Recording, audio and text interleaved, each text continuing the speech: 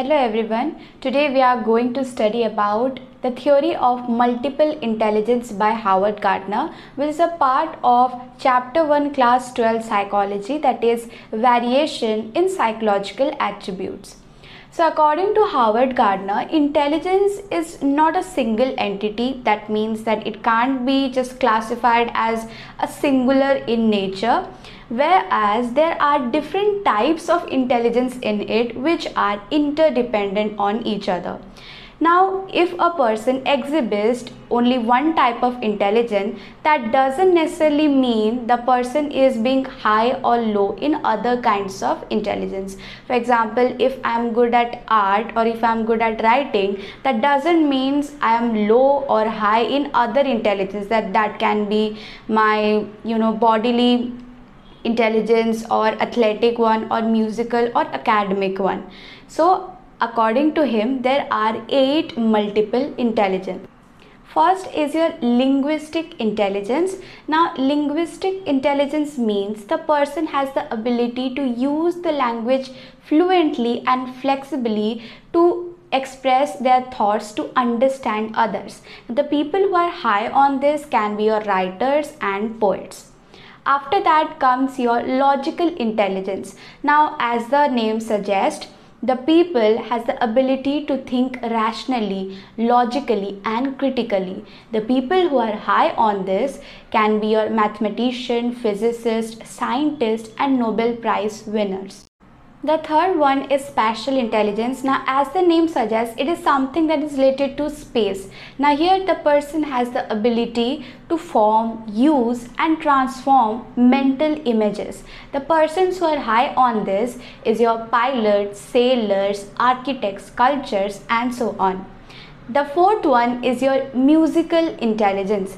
Here the person has the ability to create, change and manipulate different musical patterns. They are quite sensitive to the sound vibrations and their variations, and in that way they can make new musical tunes and patterns. The people who are high on this is your singers, lyricists and music directors.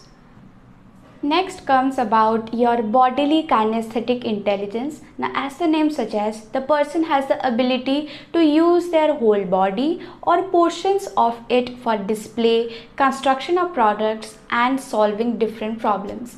Examples can be your athlete, sports person, gymnast, actors and so on. Then comes your interpersonal intelligence. Now here the person has the ability to understand the motives, their feelings and behaviors of others and use that to form a comfortable bond with people. Now, examples is your counselor, psychologist and social workers, where they actually interact with the normal people and they try to solve their problems. Next is your intrapersonal intelligence. Now, as the name suggests, the person has the knowledge about one's strength and weaknesses and use that knowledge to relate to others. Examples are your philosophers and spiritual leaders.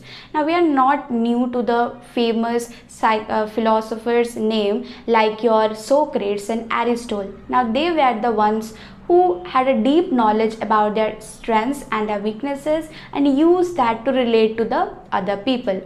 Now, last but not the least is naturalistic intelligence, where the person has the awareness about their relationship with the natural world. Examples are your geologist, botanist, your bird watchers, tourists, farmers and so on.